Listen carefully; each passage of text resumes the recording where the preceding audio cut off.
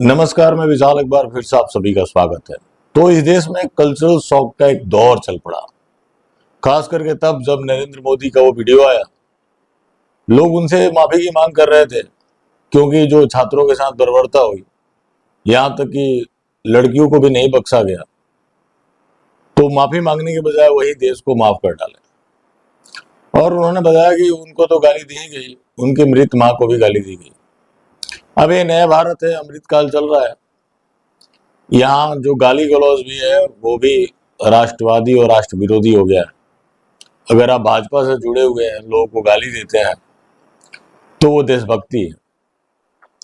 अगर आप दूसरे खेमे के हैं या फिर किसी भी खेमे के ना हो, आप अपनी बात भी रखते हैं, तो उसको भी गाली गलौज मान लिया जाता है। अब क्या है कि जब उनका वीडियो आया, उसके बाद जो सरकारी संत और साध्वी हैं सब प्रकट हो गए। अब प्रकट होना ही था, क्योंकि मैं नहीं देखता कि ये लोग भगवान की आराधना में कुछ डालते हो, लेकिन मोदी की आराधना में जरूर कुछ ना कुछ डालते होते हैं। और ऐसा लगता है कि शायद ये मोदी को ही साक्षी मानकर साधना करते होंगे। अब एक साध्वी है जिनका नाम है साध्वी प्राची, जो कि विश्व हिंदू परिषद की नेता भी है, मतलब नेत्री है। वो लोगों को बोल रही हैं कि उन बच्चियों को पहचान लें जिन्होंने नरेंद्र मोदी को गाली दी है, कहीं वो आपकी घर की बहू ना बन पाए। इसके साथ ही आप बच्चे और बच्चियों को संघ की शाखा में भेजें, वरना जंतर मंतर पे जाकर गालीबाजी बनेंगे। अब संघ, आप जानते हैं कि संघ का एंटीबायोटिक है शाखा। मोहन भागवत एक बार लखनऊ में थे, लफ्ज जिहाद को लेकर सवाल हुई, उन्होंने बोला शाखा लगाना शुरू कर दो। तो संघ हर समस्या का समाधान एक ही चीज देता है कि आप शाखा लगाओ। अब संघ की शाखा में जाकर लोग क्या करते हैं आप जानते हैं, बेटी बचाओ भाजपा से और बेटा बचाओ संघ से। संघ में क्या क्या कारनामे होते हैं। बेटियों की बात है तो इंद्रेश कुमार ने एक बार शंकराचार्य मुक्तेश्वरानंद सरस्वती से भी बताया था कि वो कैसे मुसलमानों को बदलने के लिए हिंदू बच्चियों का प्रयोग करते हैं। वो अलग बात है कि मामला जब काफी लाइट में आया, इंद्रेश कुमार पलट गए।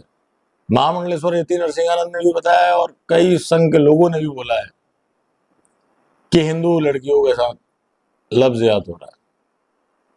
लेकिन फिर भी इन लोगों के पास हर समस्या का समाधान है शाखा। शाखा जाए बच्चा, ताकि वो धर्म को भूलकर डीएनए मैच कराना शुरू कर दे। अभी जो सरकारी साध्वी है या साधु है, इन्हें धर्म की चिंता नहीं है, देश के बच्चों की चिंता नहीं है, एक व्यक्ति की चिंता है। वो व्यक्ति कौन है आप जानते हैं। और इससे धर्म को बहुत नुकसान होता है। एक लड़की का वीडियो आया था कि जब ये प्रोटेस्ट चल रहा था, मंदिर के दरवाजे बंद कर दिए गए। किस वजह से हो रहा है लोगों के दिमाग में नहीं जाता। क्या जाता है कि मंदिर के दरवाजे बंद हो गए और गुरुद्वारे के दरवाजे खोल दिए गए। अब आप देखिए कि झारखंड में प्रोटेस्ट चल रहा है, वहां पर मंदिर से लंगर चल रहा है, अच्छी बात है, लेकिन ये चीज दिल्ली में भी होना चाहिए था। और जो वहां प्रोटेस्ट करने वाले लोग थे उसमें भी ज्यादातर हिंदू ही थे। वो किस लिए प्रोटेस्ट कर रहे हैं कि पेपर लीक को रोका जाए। अब एक किसी का बच्चा पढ़ाई करता है, सुनने में आता है कि पेपर लीक हो गया, उसके साथ क्या होता है, उस परिवार पे क्या गुजरता है। लेकिन ये जो साधु जिनके बारे में कहा जाता है कि इन्होंने धर्म के लिए घर छोड़ दिया, जैसा ये लोग बोलते भी हैं हमने धर्म के लिए घर छोड़ दिया, आज देखा जाए तो इनसे आम लोग जो है वो ज्यादा सन्यासी है। एक साधु का मतलब यही होता है कि वो मोह माया से मुक्त हो, लेकिन ये तो मोह माया से सने हुए लोग हैं। आम लोग आवाज उठा रहे हैं जो कि वो पारिवारिक है, उनको पता है कि उनके ऊपर मुकदमे हो जाएंगे, हो भी रहे। लेकिन साधु सन्यासी जैसा बताते हैं कि उनका कोई परिवार नहीं है, समाज ही परिवार है। लेकिन जहां समाज की बात होती है, ये समाज के साथ नहीं होते हैं, एक व्यक्ति के साथ होते हैं। अब रही बात इस गाली गलौज की, तो भारत में गाली गलौज का फाउंडर कौन रहा है? 50 करोड़ की गर्लफ्रेंड किसने कहा था? जर्सी गाय किसने कहा था? इनके नेताओं की बात करें तो पार्लियामेंट में भी किसी को अय्याज कहा जाता है, कोई विधानसभा में भाड़े के टट्टू बोल देता है, तो कोई सी बोल देता है। लेकिन उन सब चीज़ों पे ध्यान नहीं दिया जाएगा। ध्यान उन चीज़ों पे दिया जाएगा कि एक 15 साल की बच्ची ने ऐसा गुस्सा बस बोल दिया, तो एक वृद्ध व्यक्ति के ईगो सेटिस्फेक्शन के लिए उससे माफी मंगवाइए। और जहां देश के लोगों के साथ खिलवाड़ हो रहा है, इनका आईटी सेल दिन रात लोगों को गालियां देता है। वो आईटी सेल का काम ही यही है, लोगों को गाली गलौज करना। लोगों की माँ को भी गालियां दी जाती है। बहुत से ऐसे लोग होंगे जिनकी माँ नहीं होंगी, वो दुनिया छोड़ चुके होंगे, लेकिन उसके बाद भी उनको भी गाली दिया जाता है। वो किसी के टैक्स के पैसे पे नहीं पलते, लेकिन नरेंद्र मोदी लोग के टैक्स के पैसे पे पलते हैं।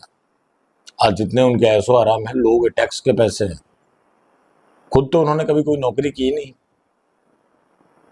जैसा कि वो बोलते हैं कि वो भिक्षा मांगकर खाते थे, वो अलग बात है कि उन्होंने तो भिक्षा नहीं मांगी, लेकिन देश के लोगों को जरूर मंगवा दिया।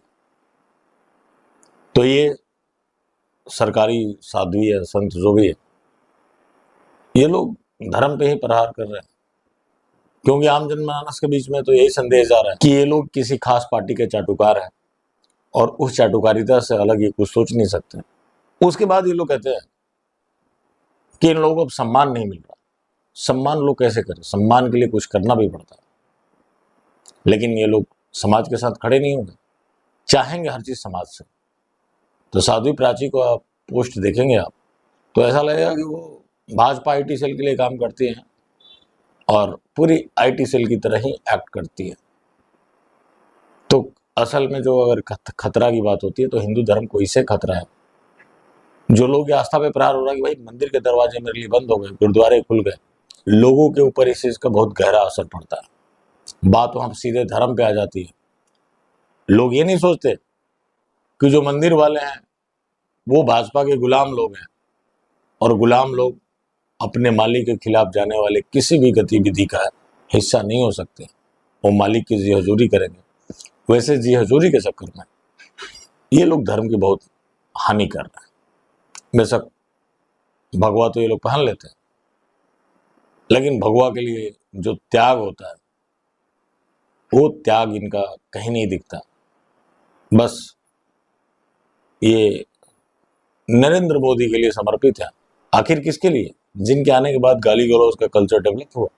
वरना प्राइम मिनिस्टर तो अटल बिहारी वाजपेयी भी थे, चंद्रशेखर भी थे, अन्य तमाम लोग थे इनके अलावा। उनका एक रेपुटेशन होता था। देखिए, पसंद नापसंद अपनी जगह पर, कई चीजों के लिए असहमति हो सकती है, कई चीजों का हम विरोध कर सकते हैं, लेकिन भाषा शैली और भाषा की मर्यादा और खास करके पद की गरिमा जिस तरीके से उन्होंने बनाए रखा, क्या आज वैसा हो रहा है?